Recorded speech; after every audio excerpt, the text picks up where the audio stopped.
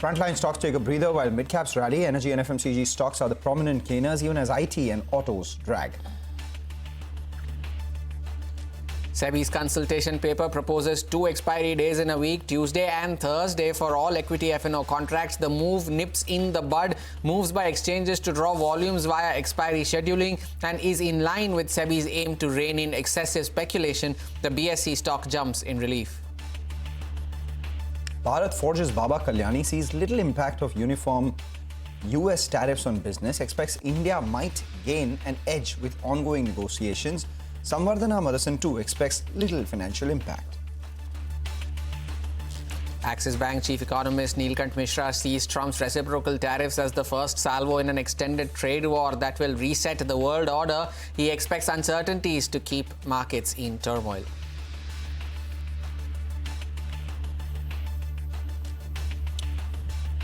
Good afternoon. You're watching us here on Halftime Report this Friday afternoon. I'm Mangalam Malu. With me, Hormaz Fatakia. We come to you live from the CNBC-TV18 Motilal Oswal studio. Not only is it the last day of the week, but it's also the first day of a new series. And it is a quiet series so far. The Nifty is consolidating after the big run that we saw in the last few trading sessions.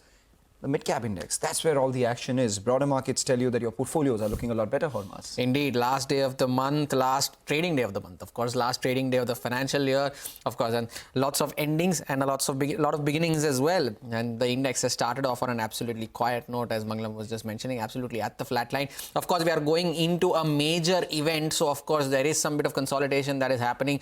The bulls, the market participants too, wanting to tread with a bit of caution as the reciprocal tariffs kick in from the 2nd of April, for which, of course, there is still more clarity that is awaited. But, of course, there are plenty of movers on the broader markets, as Mangalam was mentioning, and one of them, of course, is BSE, and it's 16% higher now, still the top gainer on the Nifty 500, and that move comes after the SEBI proposed 2 F&O expiry days in a week, that is Tuesday and Thursday, for all equity contracts. Now, in response, NSE has deferred its plan to change the weekly expiry that was supposed to kick in this month. Now, it has a positive rub-off on BSE shares, Mangalam. Totally.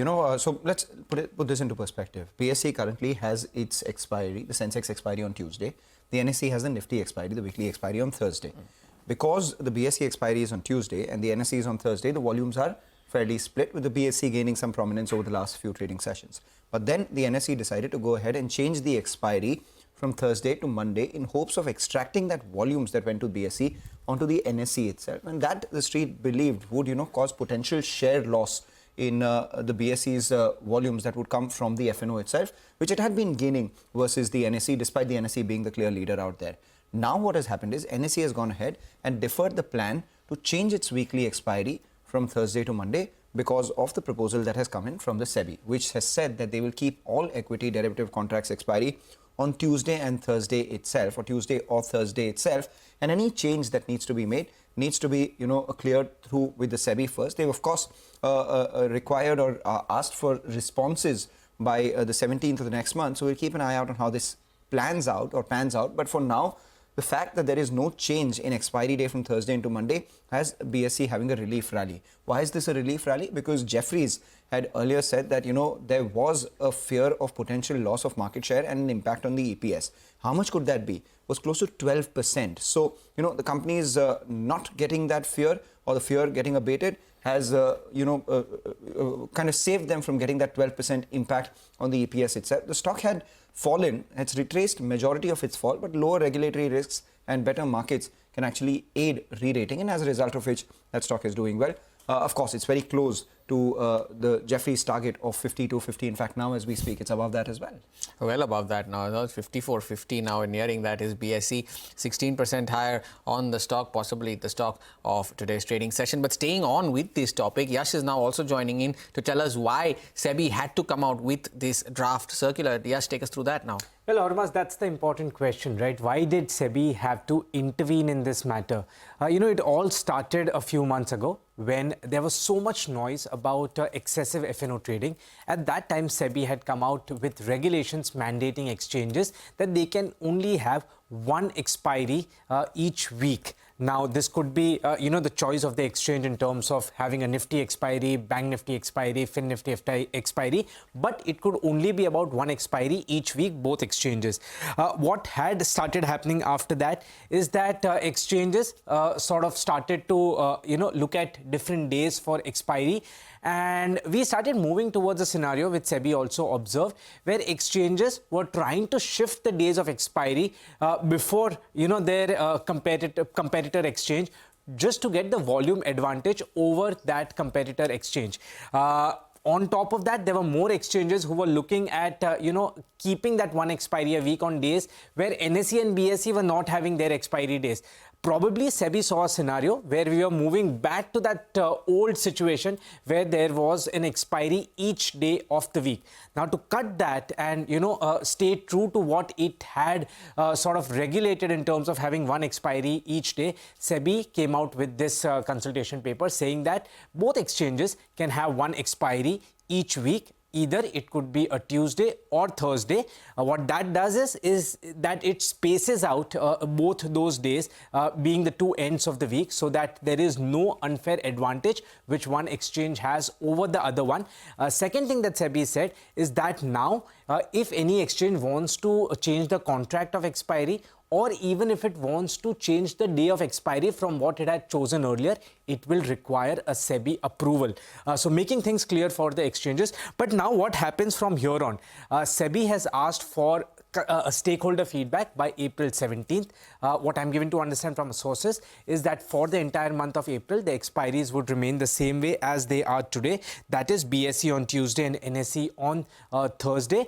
And the new regulations in terms of both exchanges choosing one day of expiry, which means having two expiries individually for two exchanges or more exchanges if they want to, would only become applicable from the month of May. All right, Yash, thanks a lot for that. So that's about the changes in the FNO expiry days and the resultant impact that we've seen on a lot of stocks as well. But speaking about stocks, let's talk about Shree Cement. Share surge in trade. Nomura upgrades the rating of the stock to buy. Nigel joins in with more details. Nigel. Well, that's right. Shree Cement is flying away in today's trading session. Nomura, they've gone ahead. They've upgraded the stock with a target price of around 34,000 rupees. They have mentioned a few factors. So first up, they are focusing on their market share. They have highlighted that the recent recovery in their core markets will bode well for them. They've also highlighted that Shree Cement is functioning at higher capacity utilization levels, which is positive. Because of this, we'll see that the volumes are likely to be better. And that's why they've gone ahead. They've upgraded their volume estimates by around 5 to around 7% for the next 2 years. On pricing, they highlight that Shree Cement has maximum of its exposure to North as well as East market, which is close to around 80% of their mix. And now their prices are up by close to around 4% on a sequential basis. For the industry, it's up by only around 2%. Because of the higher volumes, better prices, they've gone ahead and increased their estimates on the EBITDA front as well. So they've upped it by 9 to around 15% for the next couple of years. For quarter 4, they highlight that it's likely that Shree Cement reports an EBITDA of close to around 1,300 rupees per ton on the back of better realizations and lower power costs. Put all this together, Nomura has gone ahead and upgraded the stock. Nigel, thanks a lot for that. 2.5% higher on Shree Cement, one of the outperformers in today's trading session, expecting the stock to move up to 34,000. Now already trading at record high levels is Shree Cement. By the way, apart from BSE, some of the other movers in today's trading session, of course, ONGC is up 5% in today's session, among the top gainers on the Nifty today. CDSL too trading with gains of around 5%. NHPC, of course, after that positive brokerage note that came in from CLSA, trading with gains of around 4.5% in today's session. The CLSA is expecting the stock to double in the next 4 years. But Bharat's growth story is being driven by leaders transforming policy into real progress, and you can hear them directly at the News 18 Rising Bharat Summit 2025 on the 8th and the 9th of April at the Bharat Mandapam in New Delhi. This is an exclusive opportunity to hear straight from Nitin Gadkari, the Union Minister for Road Transport and Highways, on infrastructure-led economic transformation, Hardeep Singh Puri, the Union Minister of Petroleum and Natural Gas, on shaping Bharat's energy resilience and global positioning, and Ashwini Vaishnav, the Union Minister for Railways, Information Broadcasting and Electronics and IT, on advancing digital infrastructure, mobility and communication. You can get your tickets today for the summit that defines what's next for Bharat. You can book your passes right now.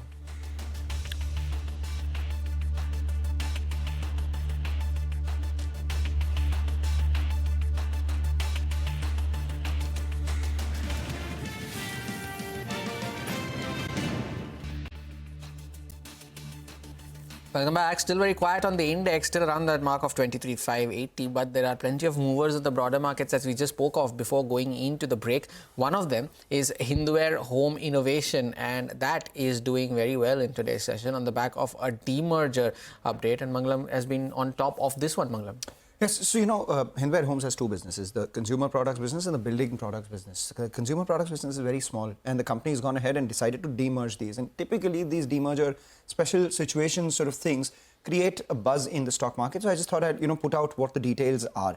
They have said that they will create two listed companies. One will be the consumer products business, which has the kitchen appliances, consumer appliances, fixtures, fittings and water heaters. The other one is the building products, which is basically products that I would know of, which is their Hindustan sanitary ware, faucets, tiles, and increasingly growing the plastic pipes and fittings business as well. As of now, nearly 8.5 out of 10 rupees of the company's sales comes in from the building products business. So 85.7% of their sales come in from business building products, and consumer products account for just around 14% of the sales.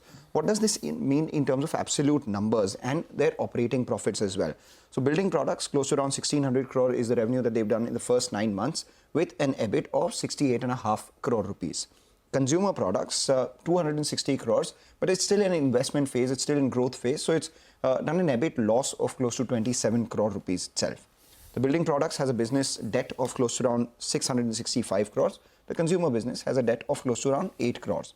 The market cap of the company is 1,800 crores. So now if you were to, annualize the EBIT of the building products business to say 90 crores and give it a multiple of, anywhere between 15 to 20 times, the valuation of that business, X of debt, would be close to 1,200 to 1,300 crores. The market cap is 1,800 crores, implies that you are giving, close to around 600 crore to the consumer business itself. Consumer business could be doing close to 300 crores in terms of annual revenue. So giving it 1.5 to 2 times sales in terms of multiple, largely because it's still in a growth phase and EBIT loss making. So EV to EBITDA or price to earnings does not work for them.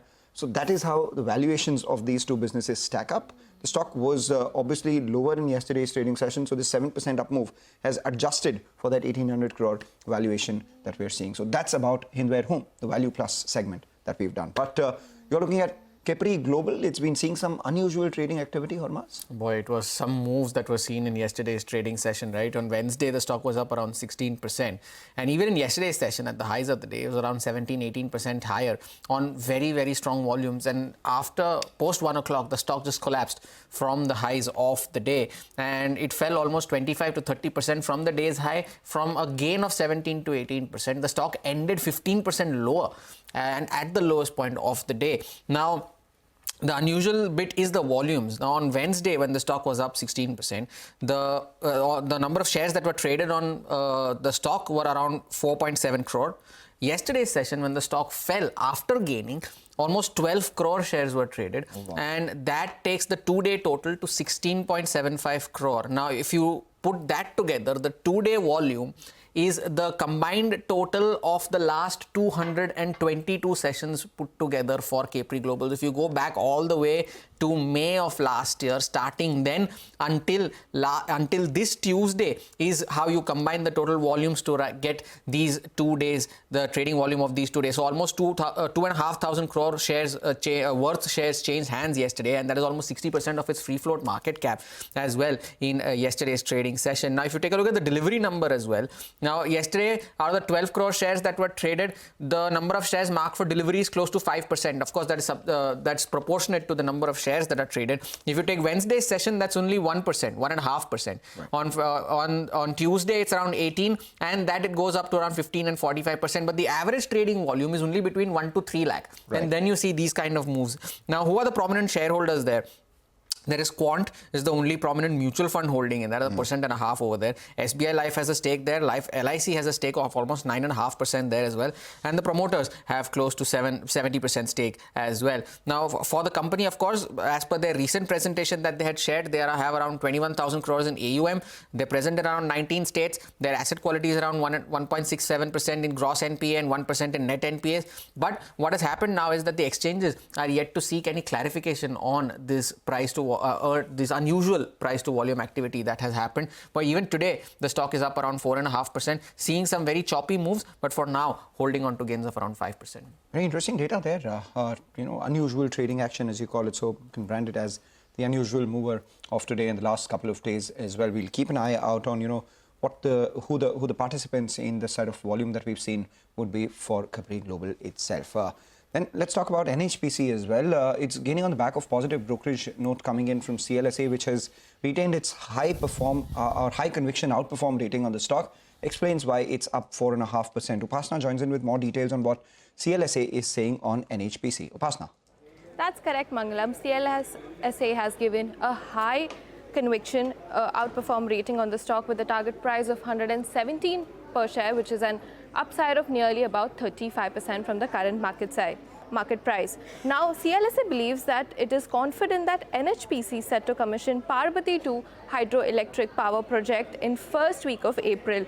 And this commissioning is seen as a turning point for the company, unlocking long-awaited value for the shareholders. Now, this hydro project has turned out to be one of the most complex one with a lot of geological surprises. It was planned for a completion in about 7 years, but now it has taken nearly about 25 years due to its complexity. Now, CLSA believes that once the operation starts, Parbati-2 hydroelectric project will increase NHPC's capacity by nearly about 11.5% and boost its regulated equity by 26%, improving its overall earning profile. Now, stock has seen a 25% correction over the past 6 months, which gives investors an inexpensive opportunity to accumulate, is what the brokerage believes. It also says that NHPC's stock price could double in the next 4 years. And also, summing up overall, NHPC's long execution track record, attractive valuations, and strong project pipeline positions it as one of the most compelling opportunity in the Indian power sector, is what the brokerage believes. So we can clearly see the stock surging in trade today on the back of this positive note by CLSA. Indeed, 4.5% higher for NHPC. Upasna, thanks a lot for that. Among the top PSU movers in today's trading session, of course, the big takeaway, CLSA is expecting that stock to double in the next 4 years. So 85 currently on the stock and has risen almost 17% as well in the last 1 month. So good price activity seen there on NHPC. But we take a short break. On the other side, Saumil Mehta of Mirae Asset Sher Khan will join in with some trading strategies and, of course, his view on the indices as well. Stay tuned.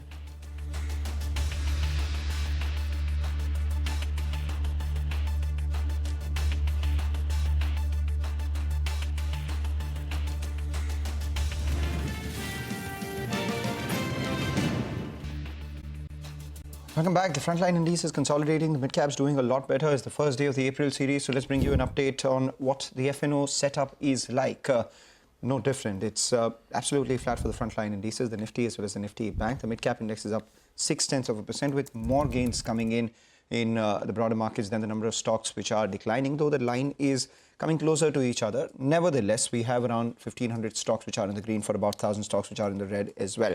And even Stevens sort of screen with a mild positive bias. The top gainers today belong to the oil and gas space. Look at ONGC, look at BPCL, look at IGL, even Reliance. The big weight on the index has been outperforming today with a gain of almost 1%. And the other part is the FMCG stocks, maybe ahead of the result season, ahead of the preview season, ahead of the commentary coming in from the companies, which may indicate that there is some pickup in demand, at least in the rural end of things, and stemming of the weakness in urban end is something that the street is betting on. Britannia, the latest Nifty exiter, has gained about 3% on the day of its Nifty exclusion. Because the market's consolidating, the options which are active are fairly near term itself. 23,500 put, we have 90 rupees of premium. Remember, Monday is a holiday, so you have T minus 3 days of expiry as against T minus 4. You have the 23,600 put as well, which is fairly active, telling you closer to 23,500, 23,450 to 23,500 is where the support is. Though on the way up, the 24,000 call writers are fairly active as well. For 26 rupee premium, maybe they're believing that there could be supply at high levels. So 24,000 is a mark that, the Nifty might face some supply at on the way up. A lot of long positions added because of BSE's up move in the entire capital market space itself. So you look at CAMS, you look at CDSL, even MCX is fairly well bid in today's trading session. And then some shorts on M&M and Wipro. So keep an eye out on these stocks which are on our radar on day one the April series. Very interesting moves in CDSL, 5% higher today, but over 13% in the last 1 month. But still has been an underperformer in the first 3 months of the year. It's down almost 30% so far. So you keep a track on CDSL and a lot of these capital market names as well. But Saumil Mehta of Mirae Asset Share Khan is joining in now for a quick chart check as well as some trading ideas. Saumil, good afternoon. Thank you for joining in. We tried making a dash towards 23,800, couldn't sustain at those levels. Now we are back to around 23,600 odd. Would you use this dip as a buying opportunity for the index to go up to 24,000 in the April series? What are the charts indicating now? Of course, the short-term and the medium-term bias remains positive. And I think 200 daily exponential moving average, which is around 23,400 levels, that will act as a very, very crucial support. And my bias is positive. So the strategy should be to buy on declines. Now, what we have seen in last 2 days is that we are consolidating between 23,500 and 23,600, and this small consolidation should break on the upside, and the targets would be around 24,100 in the very short term. In the medium term outlook, probably the targets are much higher, but at this point of time, 24,100 would be the target. All right, that's the view. What about individual stocks, Saumil? What would you bet on? I have two stocks. I have first one is CG Power. It is broken out of a small flag pattern, and momentum indicator has given a fresh buy signal. So the stop loss would be 620 and the target would be 700. The second one is Hudco. Hudco has taken support at 200 daily exponential moving average, small consolidation broken on the upside. Stop loss would be 198 and the target would be 215. You mentioned Hudco, Saumil. I was about to ask you about any PSU stocks that are coming on your radar. But other than Hudco, there were a lot of other PSU movers, right, in the recent past, be it the likes of HAL, ONGC, Mazgaon Dog. Which among these look the most attractive on the charts to you? Because HAL has surged almost 40% in the last 1 month. HAL definitely it's looking great. Trading about 200 daily exponential moving average, high tops, high bottom. It has already completed a ABC corrective on a higher time frame, which is on the quarterly charts. Now it is already broken out of a sloping trend line. So I think HAL is a great buy from these levels, but the smaller PSU banks are looking great. Union Bank or Can Bank, these stocks are also looking great.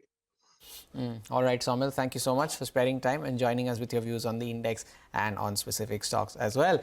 We take a short break, but just before we do that, here's some good news for our viewers. India's business news leader is now just a click away. We're introducing CNBC-TV18's all-new app, where you get instant access to breaking news, financial world updates, everything at your fingertips. You can download the app from the Apple Store or the Google Play Store, or you can scan the QR code that comes up on your screen, and that is for the CNBC TV18 app. We take a short break, we join in on the other side.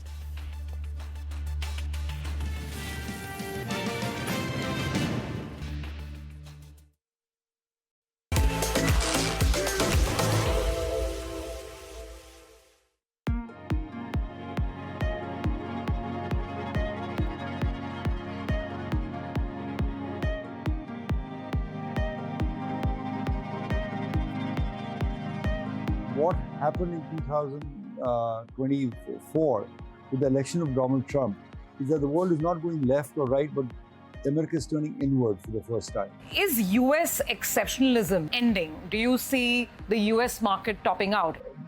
Donald Trump and his MAGA crowd are going to learn a very hard lesson in economics.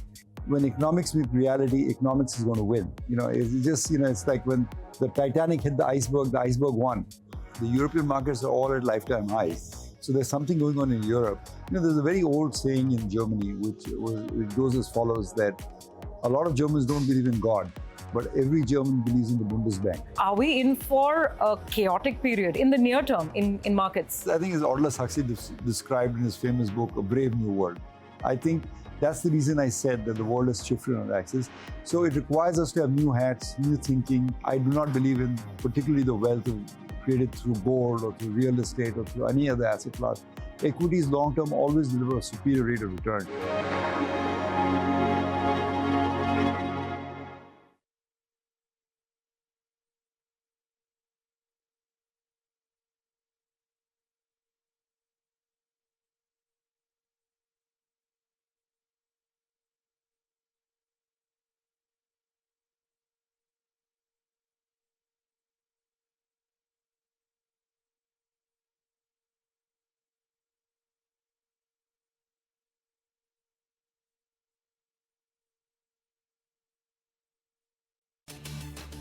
Welcome back. We are speaking about the fact that the advanced decline ratio is converging, as Mangalam was just highlighting before we went into the break. So let's look at some of the stocks that are not doing well in today's session. Aegis Logistics is one of them, 8% lower now, the top loser on the Nifty 500, as has been the case since the morning.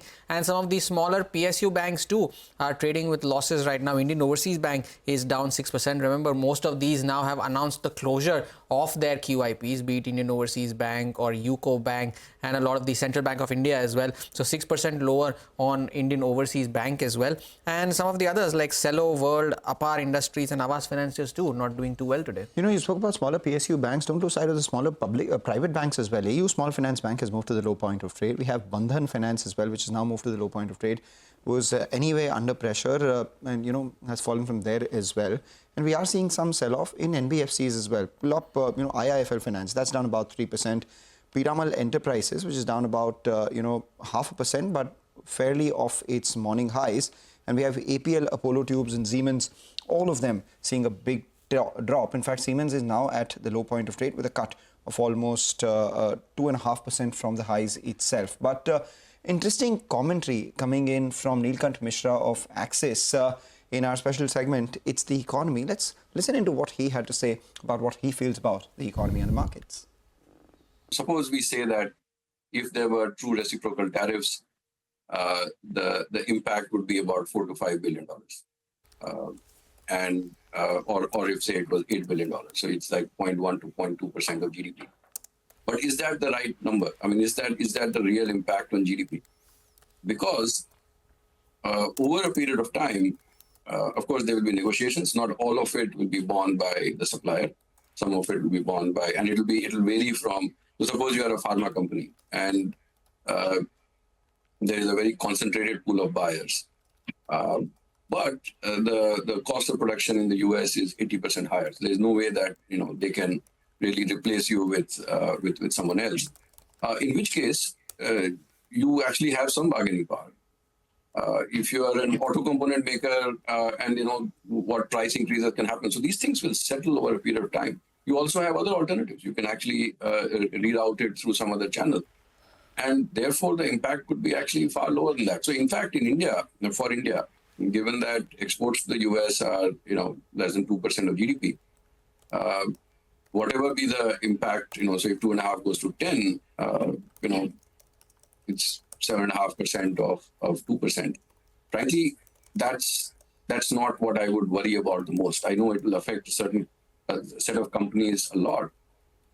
What I'm much more worried about is how uncertain this makes things for the world, and therefore what happens to global markets and what happens to the global economy. And therefore, the channel through which I think this uncertainty will affect us will be the financial markets and not as much the trade. To give you perspective, if say corporate capex as a percentage of GDP globally is say 8 to 10%. It's higher in India, it's higher in China, but globally it should be about 8 to 10%. And if 10% of those companies, 10-12% of those companies or of those investments get postponed by 6 to 12 months because of the uncertainties that we're talking about. We're talking about a 1% of GDP growth globally getting shaved off. It will show up over 12 months, but that's a substantial reduction. And imagine the second, third order effects of that. And then what that does to equity risk premiums, the uncertainty, and therefore, while for India, it makes good headlines, and I think it is very important. I think it's a great opportunity for India and the US trade channels to open up. It's a very large market. There are significant opportunities on the side of apparel and several other markets. But when it comes to the impact on the overall economy, or in particular our markets, I think that markets will be, far, far more impacted than the 0.1, 0.2% of GDP that may get affected because of these trade negotiations. So just to understand this again, what you're saying is that expecting a 1% GDP impact, global world GDP, that probably is a realistic number that we can work with, and therefore there could be significant impact on financial markets, including ours, right? That's the order of magnitude. See, I know we are all grappling with a lot of uncertainty, but remember that these are the first salvos being fired. Everyone is wanting to have a negotiation. Soon enough, as the implications start getting clearer. So, for argument's sake, suppose the Venezuela-related tariffs also take effect, and now there is 45% impact on Chinese exports to the US. What will happen to Chinese exports to Indonesia, to Malaysia, to India? And then how will our economies respond to this? Will we respond to this with currency, with non-tariff barriers? Will we then start raising tariffs, in particular on Chinese imports or imports from China? Remember that this is just the first salvo being fired in what is actually going to be a multi-year trade war. It is unwise to anchor yourself, this is how it will happen, and then, finally, then we are sorted out. Which is why I think we have to gear ourselves up for sustained period of uncertainty. And that is why I started off with the strategic objectives that I think the Trump administration is driving towards. Imagine that, even the auto component example. I mean, I was reading this article that now the US is saying that if the auto components in the imports from Mexico are US manufactured, there's nothing. It's almost like the popcorn on GST situation here, right? I mean, imagine the complexity of the trade flows. It is, I think at this stage, it is reasonable to expect there will be a lot of uncertainty and not try to quantify everything immediately. You said the main channel through which this is going to affect is going to be markets, financial markets. You mean financial markets are in for a bit of a turmoil? Yes. Which means lower equity markets overall, broadly. I mean, they'll be tough for markets to do well. Yeah, higher equity risk premium, and which means lower price to earnings multiple. Okay. Is there a risk of overcompensating for all this? That we are maybe, because this is a 4-year presidency. So, as you said, post-World War consensus is being broken now. I mean, what if Democrats come back? So will we kind of completely revert now, or this is a permanent break? Or not? It's tough to know. No. It's like, you start a war when someone slaps the next person, and then they slap them back, and then the next person punches, and then you say, now, or everyone behave. It's very happen. hard to... one hopes that it will happen, because I think the previous world order, I think everyone behaving with certain common norms is actually not a bad thing. And eventually, even after the Smoot-Hawley and the breaking of the gold standard and all of that, finally some agreement came through in Bretton Woods, right? So it takes, I'm not saying it will take 10 years, but 4 years is a long time. Second, once you break things apart, even if you reset them, there will be new optimizations. And clearly there were some things that were wrong or that were not working in the previous order, which is why we are seeing this. So this is happening. It will be a different reset, but that's quite some time away. All right, and just as we were speaking, the markets actually moved to the low point of trade. The Nifty is now down 100 points, so that is a considerable correction from the day's high, almost about 150, 200 points, 170 points from the highs, and that's led by banks. The Nifty bank is down about 200 points. IndusInd Bank should come up for you. That's lower. We have a bunch of other stocks also which are currently lower. The most of them actually belong to the banking space itself. And then we have some weakness coming in from names like Infosys as well. The outperformance that the Midcap index was displaying has now, lessened as well. The Midcap index itself is just in the green by the skin of its teeth, about 32 points in the green. So just on the verge of breaking into the red.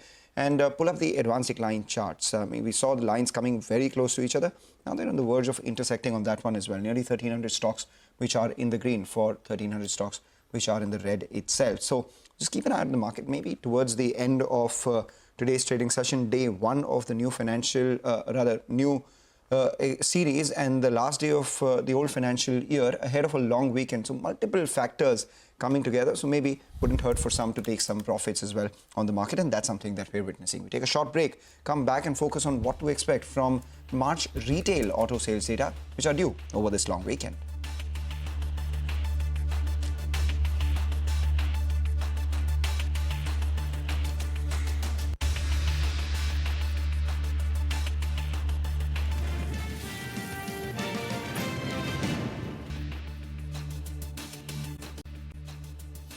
Fighting to hold 23,500 is the index, and at the lowest point of the day now, 90 points lower, 320 down on the Sensex as well. The broader markets too losing some bit of momentum that they had from earlier in the day. But since this is the end of the financial year and we begin a new financial year when we resume on Tuesday, we also begin a new quarter, and it'll be the start of a slew of macro data that will be reported on that day, and that includes the auto sales as well. That will be coming in over the weekend and of course over the long weekend, that is. Sudarshan is joining in to tell us what to expect from the auto players this time around.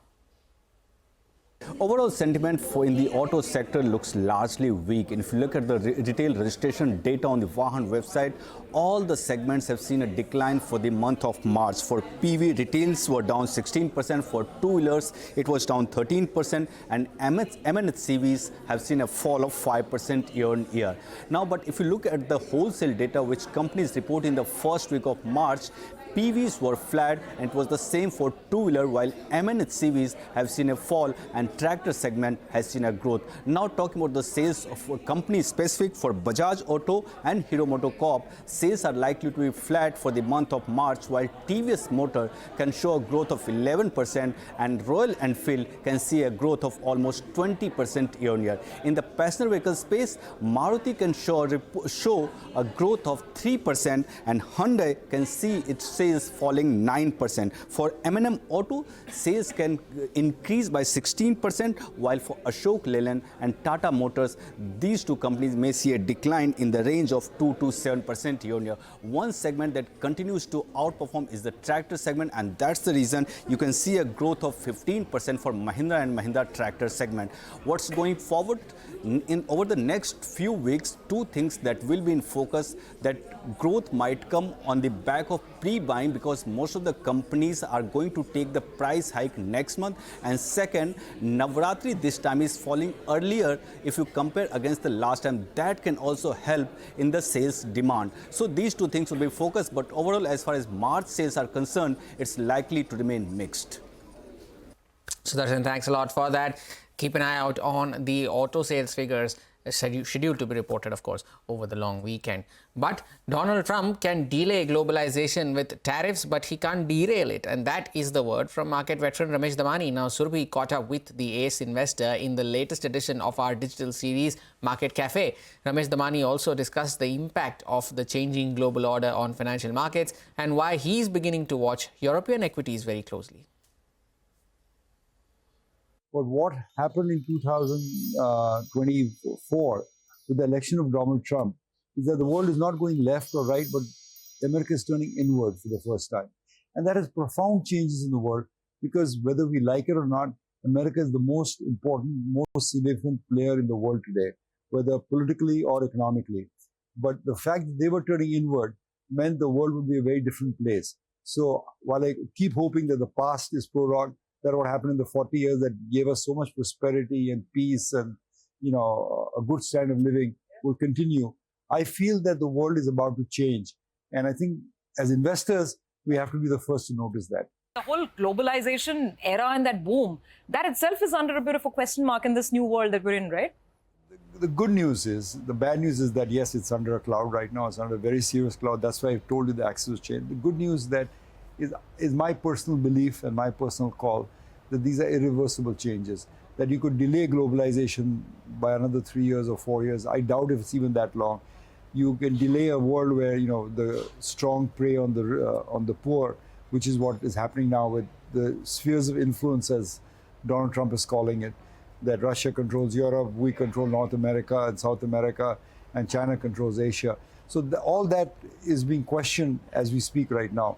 But I think it will delay globalization, it will delay international system. It cannot deny it because the human arc works towards progress. And it's very hard for me to believe that we will go back to a mercantilist policy, a tariff-based policy, as Trump is advocating. Either he will change or democracy and the people's aspirations will force him to change. So while we are going through a very difficult period right now for the global economy, I don't think it's going to be the lasting change in the world. The lasting change is towards free markets, prosperity, trading. I'm very happy to hear your overall optimism on whether you can sort of delay it by a couple of years. but the whole globalization sort of wheels that were set in motion, they It's should not going continue. away. That's not going away, and that's reassuring to hear. But the fact is that we still have markets to navigate in the interim, right? Now, is US exceptionalism, for the time being at least, is it ending? Do you see the US market topping out? I think so. I think Donald Trump and his MAGA crowd are going to learn a very hard lesson in economics. When economics meet reality, economics is going to win. It's just, it's like when the Titanic hit the iceberg won. So economic reality is economic reality. You can't make jobs in America or pay people in terms of inflation when the same product will be available for 30-40% cheaper if you import it. The solution is not tariffs, protectionism, inward looking, no immigration. That is not the solution. The solution is more productivity, more freedom, more ability to integrate. And I think they will learn the lesson over a period of time. I'm convinced that while America is going through a very dark period, in my opinion, and I think it will put a dampener on financial markets, particularly in America for a while, I don't think this will be a lasting place in the world. I don't think the world is going to the dark ages. So if you're saying that for the time being, maybe there are some speed breaks on the whole American equity story. What we've seen in the past many, many years, that every time they say, America, sneezes, the world catches a cold. So if that were to play out, and let's say the American economy starts slowing down, American equity market starts faltering, in the past we've seen everybody falls. Could it be different this time? No, we will falter. I mean, there's no doubt about it that America is such a big, important economy that when America sneezes, the rest of the world catches a cold. It's very true, particularly in emerging markets. But I personally feel that given that these are now considered permanent changes in the world. So if America wants to go backward, the world will move on. The world will figure out different alliances, different prospects to take. And no doubt that they will move on. Are we in for a chaotic period in the near term in markets? I think as Aldous Huxley described in his famous book, A Brave New World.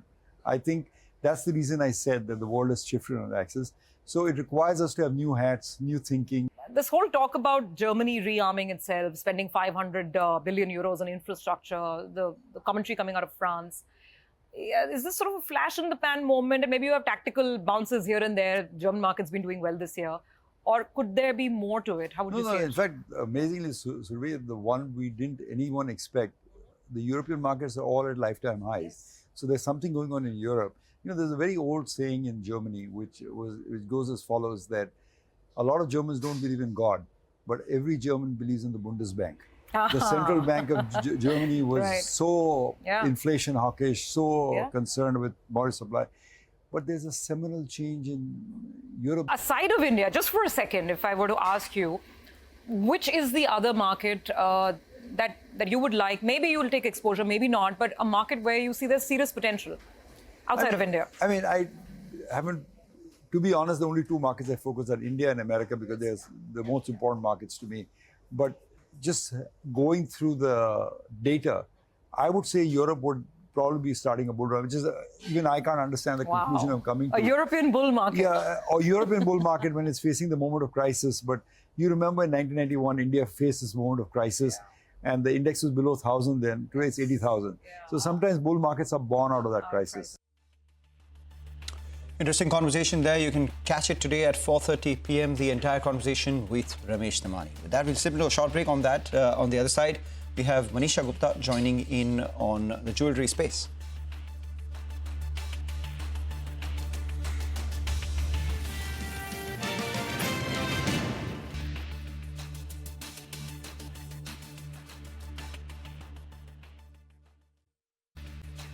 Welcome back, and joining us now is Saurabh Gadgil. He's chairman and MD at P.N. Gadgil Company. Saurabh, hi, thank you so much for joining in. And it's Gudi Padwa over the weekend, and you have a very strong base in Maharashtra. But the Gudi Padwa this time is coming at a time when you have the gold prices at all-time highs and nearly 40% higher from where they were in the previous festival. How are you looking at the prices and its impact on buying? Good afternoon, Manisha. Wishing all you and all the viewers a very happy Gudi Padwa. As you know, Gudi Padwa is an event in Maharashtra which is unmissable. It's one of the Sadeteen Muhurat, as they call it. And I think this day people don't look at prices. They will buy because they believe in the authenticity and they believe in the auspiciousness of this festival. So I think prices should not be a deterrent. Gudi Padwa will see good footfalls. And I think in Maharashtra, especially since it's the start of a new year, new beginnings, every family would like to, have some, kind of gold, jewelry, coin, bars in their household on this auspicious day. So we are very positive on the Gudi Padwa. Plus, it's being on a weekend, falling on a Sunday, will further add to people's convenience. So it will be a day-long shopping activity, not only limited to evening times. And I think after people do a puja in the morning with the Gudi Pujan, they should be out shopping. And I think it's going to be a entire packed day with good shopping expected on this Gudi Padwa. Saurabh, you have been in news for some expansions that you've done in the recent few months. So with that, what is the total store count right now? And with the new financial year beginning, what are the expansion plans? So in September, we had IPO, and post that we almost added 12 stores post IPO and 16 stores in this financial year. So it's been a good journey. Now we are almost present in all the parts of Maharashtra, and this has enabled us to further deepen our reach and strength in this state. Today, we think that we should be either first or second in terms of number of stores and the largest player in the state. Having said this, the journey will continue ahead in the coming year. We have said time and again that we would be moving like the Peshwas did after Maharashtra. So the journey will move to Central India, and in the upcoming financial year, we should be looking at a state outside Maharashtra where the journey would continue. When it comes to number of stores, we'll be adding another 12 stores of PNG in the upcoming financial year. And along with that, we'll be looking at a format of a lightweight jewelry, which is called Lifestyle by PNG. And that would be adding another 12 stores of Lifestyle by PNG. So in total, the addition would be around 25 stores in the upcoming financial year. Lightweight jewelry called Lifestyle, you said? L-I-T-E. Lifestyle by PNG. Lifestyle, okay. Yeah, so it's light on pocket, high on fashion. And it's jewelry which is both in gold and diamonds. But this is design which are very funky, fun jewelry, geometric shapes, 18 karat, some in 14 karat, things which are not available at PNG, so will be available here. So would be available at Lifestyle. Okay.